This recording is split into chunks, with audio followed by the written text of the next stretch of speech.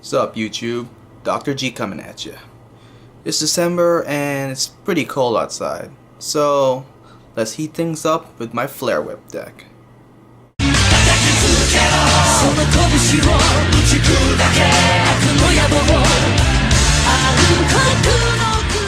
Booster Set 11 gave us a pool of very cool cards, from the Ancient Dragons, Aquaforce, the Genesis, even Angel Feathers.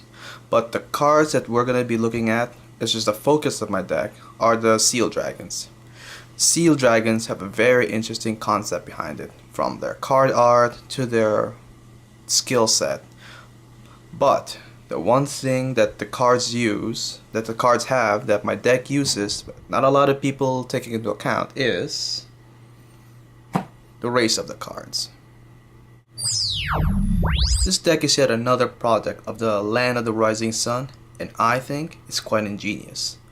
It's made up of around 60-70% of the Seal Dragon cards from Booster Set 11, and all of these cards have one thing in common. They are of the Flame Dragon race. And that aspect alone is the reason why this deck can exist. So let's take a closer look. Trigger lineup here is pretty standard. 8 crits, 4 draws, 4 heals. The other 4 crits I have here, which is not a Seal Dragon, is Blue-Ray Draco Kid, and the reason being he's the only other crit in Kagero that has the Flame Dragon race on it. Then we have to start here, Conroe. Now some people are 50-50 on whether to use Conroe or the Grade 3 Searcher Red Pulse Draco Kid. Now for my deck, I would use Conroe just because I think it's the overall better choice. You know, search for a good Grade 1 booster, or you look for my Perfect Guard. So I think in this deck, I would go with Conroe. For the Grade 1s, we have all the good Seal Dragon Grade 1 cards here. We got Kersey, Flannel, and of course the Perfect Guard for Seal Dragons, Rhino Cross. Then we have these two here, Iron-Tail Dragon. Iron-Tail is, well, it's not only just a Flame Dragon for this whole entire deck, but it's also a pretty good booster in my opinion for the Vanguard. You know, Counterblast 1, give itself 1,000 more attack. So in a way, it can help your Vanguards reach those certain opponents' Vanguards, reach those numbers. So it's a good addition to the deck. Just like my Grade 1 lineup, I'm also using a bunch of Seal Dragons here. I got 4 Seal Dragon Hunger Hell Dragons, 4 Seal Dragon Corduroys, and the other Kagura card that's Flame Dragon, Berserk Dragon. Now these two, Seal Dragon Corduroy and Berserk Dragon, they're great card snipers, and because of the fact that the Vanguards don't use any counterblast at all, I can use all my counterblasts on these guys without having to worry. And finally, we have our Grade 3s. I got 4 Dauntless Drive Dragons here and 4 Flare Whip Dragons. The Dauntless Drive Dragons, powerful effect, but very costly. That's all I gotta say about that. Then you got the Flare Whip Dragons. Its skill is, it gets 3k every time it checks a Flame Dragon card. And since the whole entire deck is made out of Flame Dragon cards, it essentially means that every time it checks, it'll get 6k. Now what does that mean for you? What that means is, during the late part of the game, when tutor passes are much more common, with your Flare Whip Dragon Vanguard, all you really need is to check one trigger and any other Flame Dragon, which will essentially let you pass over the 2-to-hit wall. If your opponent knows this, then if they don't want me to hit, they have to do a 3-to-pass or a Perfect Guard, and that's already pretty expensive. So with that, you know, you can end the game a lot faster with Flare Whip Dragon. And if you manage to ride Flare Whip Dragon over Dauntless Drive, it'll be even harder for them.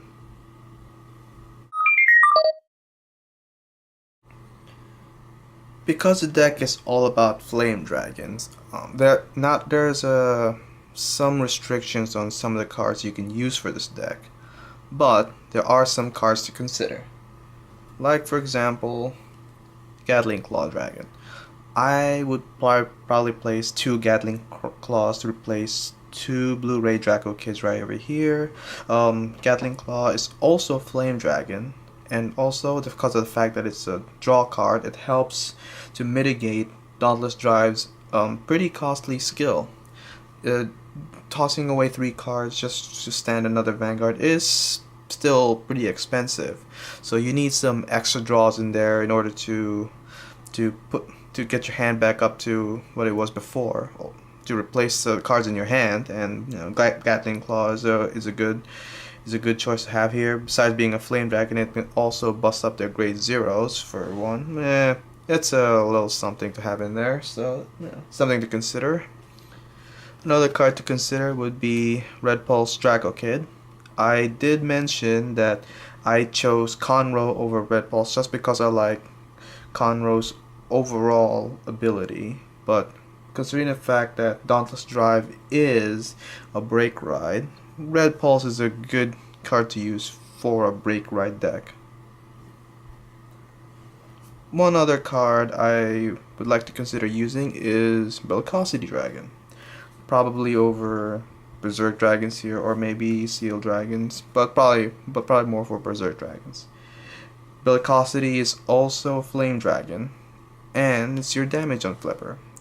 And I've come to believe that in this game, damage on flippers are really a good way to put pressure on the opponent. If you have cards that uses up counterblast, and you can threaten your opponent that you'll be using those counterblasts again if you manage to unflip your damage, and Bellicosity Dragons are a great way to put some of that fear into them, But for a card like for a damage on flipper, you need a card that consistently uses your counterblast. And because Corduroy or even Berserk Dragon is just a one-time use, as soon as you summon it, as soon as you call out onto the field, you need something that uses counterblast. And because my grade 3s don't use counterblast, you need to put something else in here. So here's this other card that I would consider putting in this deck. Dragonic Overlord. Dragonic Overlord is also Flame Dragon card, and you would use this card if you couldn't get your hands on a Dauntless Drive, like a budget version. Dragonic Overlord is a pretty good backup Vanguard, but it's a great rearguard Vanguard. With its skill, you can consistently menace their rearguards, and when you combo that with Bellicosity, you can menace them. You can threaten their rearguards over and over. You're gonna try attacking use your skill, get big, attack their rearguards, then threaten them with Bellicosity to unflip damage and use Dragonic skill again.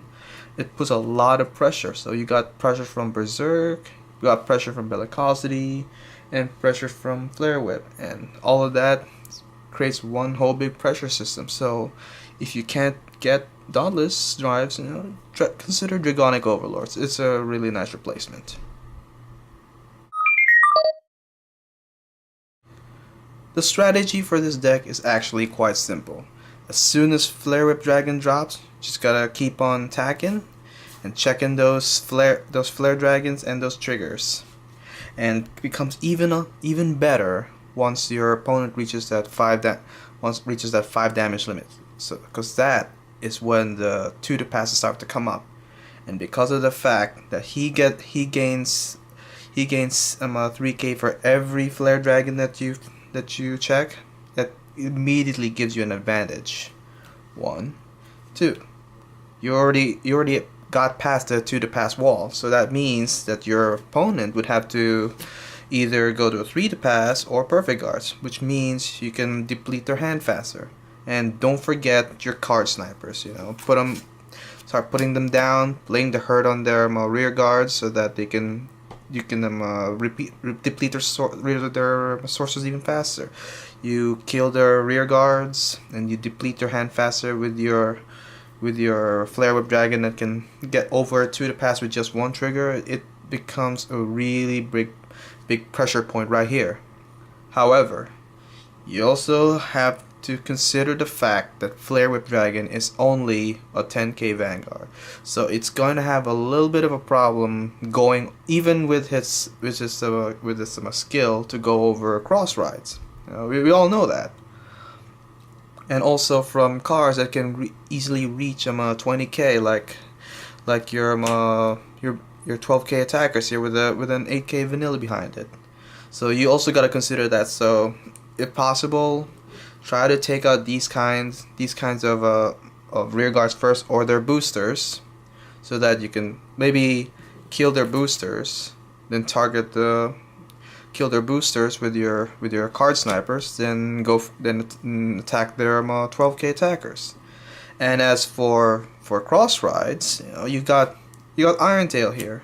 Pay 1 counter blast and make this guy attack for 18. It'll be able to hit the exact numbers needed to hit a 13 defense Vanguard. So you got a really good system going here, as long as you got all the cards you need in order to beat down your opponent.